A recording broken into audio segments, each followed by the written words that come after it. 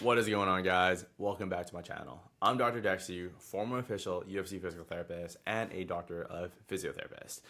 During my time at the UFC Performance Institute, I got to actually witness and work with a ton of fighters that got to lose 30, 40 pounds while maintaining their strength, explosiveness, and performance. And these principles are principles, which means they're going to work for anyone that's trying to lose fat, regardless of age, weight, metabolism, genetics, any sort of factors. And there's only really 5 tools that you need to incorporate and implement into your life. And my job is and implementable as possible. Okay. So step number 1 is basically a tool. And you want to think about all of these as tools. It's all frameworks. But if you implement all of them, you're going to get really, really, really good, phenomenal results. And these are just different strategies. It really depends on the individual. But step number 1 is actually skipping breakfast, aka time restricted window eating, intermittent fasting. There's so many different names for it. Okay. Intermittent fasting is a tool, right? And the way it really works is by restricting your windows as opposed to it's just a strategy for you to actually eat within a certain window. It's really, really, really effective for people who have to travel a lot or they're super busy, they're professionals, they just don't have a lot of time. Okay. And by actually restricting your window, there's a few things that actually happen. Yes, autophagy, blah, blah, blah. That might actually be one of the reasons, but that's actually not the biggest reason, right? Yeah, it might be affecting your insulin levels, but again, that's not the biggest reason. The reason why this works so well is simply because it reduces your mental bandwidth. If you have 3 meals within a single day, breakfast, lunch, dinner, let's just say you're in a situation where you're like, I don't know what type of food to eat. Well, that's actually going to take mental bandwidth away from the things that truly matter. If you're a high performer, you really need to think about basically the thing that you need to think about. And if you're just wasting your mental bandwidth on trying to figure out, oh, should I have like, a hash brown here, or should I have, this omelet here? That's just like reducing your time window of actually just being performing. It just reduces your time window from actually performing in the thing that actually matters. So by actually restricting the type of foods within a certain window, a few things are going to really happen. You don't need to track every single bite of food. Okay? It works because of this. It really works because of the window in which you're eating. Instead of having 3 meals to think about, it's only 2 meals. So that means, let's just say, I give you an example. You're traveling. You're going on a flight early in the morning. And when you're flying early in the morning, you have to look for the type of foods that you want to eat at the airport. But what if you're traveling and you just don't eat and you just have like coffee? Well, that means you only really need to account for your lunch and then your dinner when you land, depending on how long the flight is. That allows you to actually calculate in your head roughly how much protein you're actually hitting per meal, how many calories you're eating, and that way it actually allows you to control your total caloric intake within a certain window.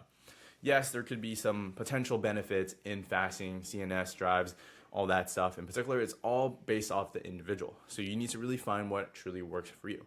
But for people who are really, really, really busy, right, this helps because it just, if you have back-to-back meetings or you have to travel for work, you have business dinners, it allows you to still enjoy business dinners without having to like pull out your food. So these are some specific windows that could be helpful depending on your caloric needs. So if you're eating more than 2,500 calories, fasting for 12 hours, so basically eating between 8 a.m. to 8 p.m. could be beneficial. If you're eating, 2,000 or 2,500 calories, you can fast for 16 hours. So that's going to be around 12 p.m. to 8 p.m. Okay? If you're eating under 2,000 calories, you can fast for 18 hours. So that means you only eat between 2 p.m. and 8 p.m. At the UFC, there's a lot of fighters that, even for some of our clients, there's reports of improved mental clarity during fasting period. And this might actually give someone a competitive edge, especially if you're a high performer. Okay? So that's the whole reason why intermittent fasting might actually work. It's not for all these autophagy. It's not for all these like crazy benefits, XYZ. The reason why is because if you're a high performer, it just reduces your mental bandwidth. It reduces your caloric window to eat. And that way you don't have to like focus on all the type of foods that you can eat. You can still have a pretty big, high volume lunch and still really, really nice dinner. And you'll still be hitting your caloric target. But the most important thing here is you're going to be in a calorie deficit. So there's 2 camps. Camp number 1 is someone who eats 2,500 calories, and let's just say that's your minus 500 calorie deficit. And the other example is someone who isn't intermittent fasting. So A, intermittent faster, B, non-intermittent faster, right? So no window. If they both ate 2,500 calories and they're in a 500 calorie deficit, well, guess what? Nothing's gonna change. Like they're gonna be in the exact same situation, okay? But it allows you to actually control your caloric intake just a little bit better. Cool. Step number 2 is something that's super important that we want you to implement. Super important. It's basically hitting 50 grams of protein every single meal, especially if you're a guy, right? This step ensures that for you, you're gonna lose fat and not muscle. There's so many people out here that focus on the number on the scale. And that might be good for the first week or two, but then eventually what actually happens is you'll be losing a lot of weight. But that might all be muscle mass. So people can lose 30, 40, 50 pounds short term, right? They're just losing weight short term, right? Because if you're in calorie deficit, you're gonna lose a lot of weight, but they're gonna look super skinny fat. Then they never actually hit 10% body fat, which is basically the goal. You don't wanna just lose a bunch of muscle mass and you look skinny fat, right? But allowing yourself to hit 50 grams of protein every single meal will allow you to ensure that for the most part, if you're in a controlled calorie deficit, that you're not losing all this muscle mass. So when UFC fighters were cutting weight, protein intake was a huge non-negotiable. Eating 50 grams of protein every single meal does 3 big things. Number 1, it preserves and builds your muscle tissue. Super important, especially for resistance training. Number 2, it keeps you fuller for way longer. This reduces your overall calorie, basically how you actually lose fat. If you want to lose weight, you have to be in calorie deficit. Number 3, it burns way more calorie during digestion compared to carbs or fat. Super, super important because this is thermogenic effective food. Basically what it means is if you eat protein versus if you're eating carbs or fat, your body requires a little bit more energy to burn off the protein itself. So you can follow this really simple guide to hit 50 grams of protein. 2 scoops of protein powder is 50 grams of protein. 6 ounces of chicken breast, 50 grams of protein. 8 ounces of a lean meat, lean steak, 50 grams of protein, and 10 ounces of tuna is 50 grams of protein.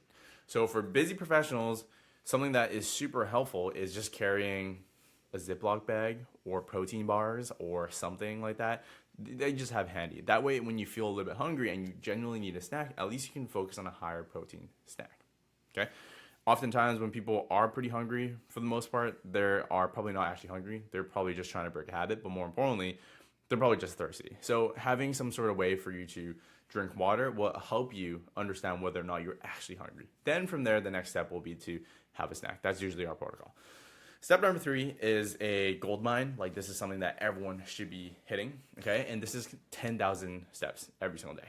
And the reason why this works is simply because it increases your non-exercise activity thermogenesis. In order for a lot of people to, this is around the research, to burn 1 pound of fat, it requires around 3,500 calorie deficit over the week. So that just equates to minus 500 calorie deficit every single day. So if you're walking 10,000 steps to burn approximately 500 calories for the average person, that actually translates to 3,500 calories per week, 1 pound of fat lost every single week. That means every single month, you're gonna aim for 4 pounds of fat loss, 24 pounds in 6 months. That is a really, really good place to be at. And this is without changing anything in your diet. And what's super surprising is that walking is one of the things that's really gonna help you live a lot longer. It's something that a lot in the research around sarcopenia, that if you can walk longer and faster, what's actually gonna happen is you're directly gonna live a lot longer, right? And there's something known as the deconditioning cycle. I might digress a little bit, but it's super important, is when people who are really, really weak, right? Maybe they're like 65 years old or something like that. They go for a walk and let's just say they trip and fall. If they trip and fall, they're gonna break a hip, let's just say, break a hip. They're gonna be out for like 4 to 6 months. What's gonna happen is all your muscle mass is going to diminish. It's gonna be really, really hard for you to get back into it because all that muscle mass didn't do anything. You haven't been walking. So when you go back, you're at a higher risk of actually falling. And this is one of the biggest indicators for frailty. So walking is directly related to literally living longer because of this, but also because of the cardiovascular benefits. So it's really, really simple to implement. 10 minutes of walking is around 1,000 steps. So if you want to aim for 10,000 steps, think about it like this. Instead of just like, hey, I'm going to walk for, 10,000 steps right off the go, think about unintentional walking, right? How can you park further away? How can you just go to Costco with your family and instead of parking super close, just park outside the lot and then just go for a nice walk in, right? From here, you could be walking to work. You can walk to the gym even. When you're training, this is my favorite, is when you're training and actually getting pumping, just walk around. Literally walk around the gym. That's an easy way for you to accumulate your steps. And you won't even realize it too because you're resting, right? Other aspects too is take calls while you're walking. So you can get like a walking pad. That's something we absolutely suggest for a lot of clients, right? Get a walking pad, take your meetings, just start walking. Or, for instance, if you're using the airport and travel time, just use your steps in instead of just like staying there all the time. Take stairs instead of the elevators. Again, park further away, and hold walking meetings instead of just like sitting in conference rooms. Okay. So step number 4 is super important. It's going to battle something called sarcopenia. Sarcopenia is age-related muscle loss. It's literally the thing that's going to help you live a long time. Okay. So more often than not, even people who are, a little bit more sick, and if they decondition quickly, it means they're not be able to fight off the comorbidities or issues later. How can you actually combat that? Resistance training. So this is a pretty personal story of mine, but about last year, my grandfather passed away. But one of the things was he was 85 years old. He was in outstanding shape. He walked everywhere, he biked everywhere, he did a lot of gardening. So when he actually came in, it was in a pretty late stage cancer, but the doctors were super surprised because they were like, dude, this guy doesn't look 85. He looks like he's like 65. And the tumor actually grew in his liver like so big. So for me, it just really solidified the fact that like resistance training, walking, taking care of your body is so important, because that actually extended my grandpa's years so much more than it should have. Anyways, resistance training 3 times a week is just bare minimum. But to be honest, like a lot of our clients just hit 3 days a week. And that is just like bare minimum, but also like minimum effective dose, meaning if you train 3 days a week, you're gonna get phenomenal results. Okay, so resistance training is one of the things that people oftentimes mistake because they almost prioritize cardio first. If you prioritize cardio, what's going to happen is you're going to be super skinny fat, right? You're going to weigh less, but then you're going to really look really soft. A really good example of this is kind of like, those people who ride bikes.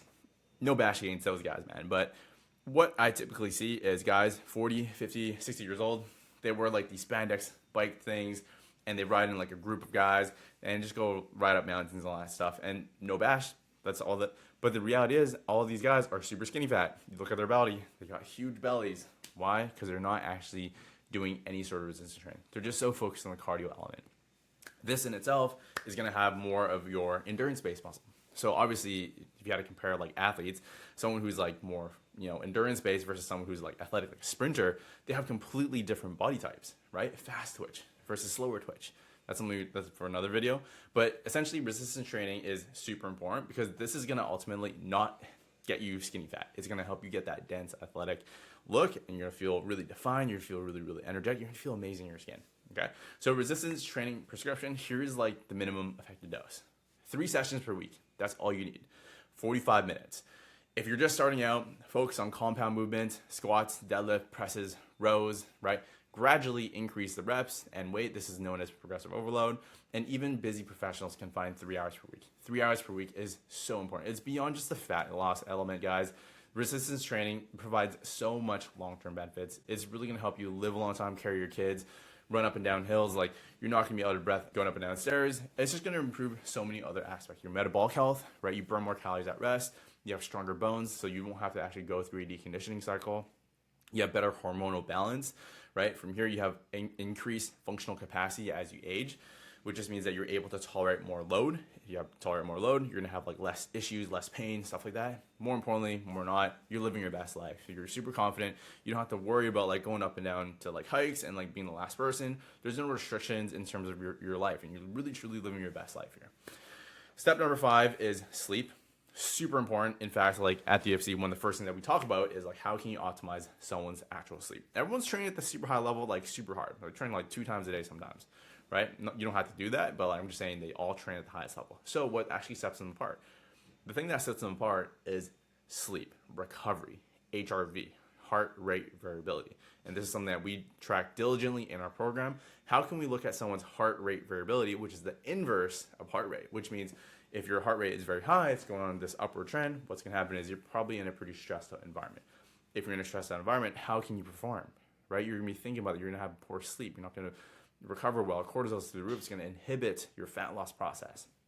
So we want to try to get our guys trending where their heart rate is going down, where the resting heart rate is going down, which means you're more entering a parasympathetic nervous system, but it's more optimized. So because it's the inverse of that, it's going to be the inverse. So your heart rate variability is going to go up. Heart rate variability goes up. What's going to happen is you're going to be performing better. If you're performing better, there's a lot of research right now where heart rate variability that goes higher, you live a bit longer. So that's what we want. So how do we actually do that? One, the first most important thing is literally sleep. Like without proper sleep, everything else failed. In fact, like some of our fighters that we had talked, we're like, dude, you have to get like 9 hours sleep. When I first heard that, I'm like, dude, 9 hours? Man, I'm getting like 6 or 7. That's when I really started to prioritize my sleep. Sleeping at the same time. If you're not sleeping well, there's so many things that's gonna actually happen. Like your hunger hormones increase like crazy. It's gonna cause you to actually crave higher calorie foods. Your testosterone in itself, it drops like big time. It just drops so much just because of sleep. You're sleeping at different times. It's not in a good circadian rhythm, right? It's making it harder for you to actually maintain muscle mass and energy. Your recovery capacity diminishes, which is basically your workout effectiveness. It's going to go way down, higher risk of injury. Willpower, motivation goes down. It just means that for you, for the most part, you're going to start to make poor choices with your actual plan. So some things you can start to implement right away for optimal sleep is 10 hours before bed, no caffeine. Just remove it. I can't remember what the actual half-life is, but I think it's like 6 hours or something like that. So if you have, and half-life is like half-life, so it's still going to be in your system after like even, a bit of time, right? Anyways, 10 hours before sleep, no caffeine. 3 hours before bed, last meal of the day, that's it, okay? 2 hours before bed, no fluids. That way you don't have to wake up like 3 or 4 times a night.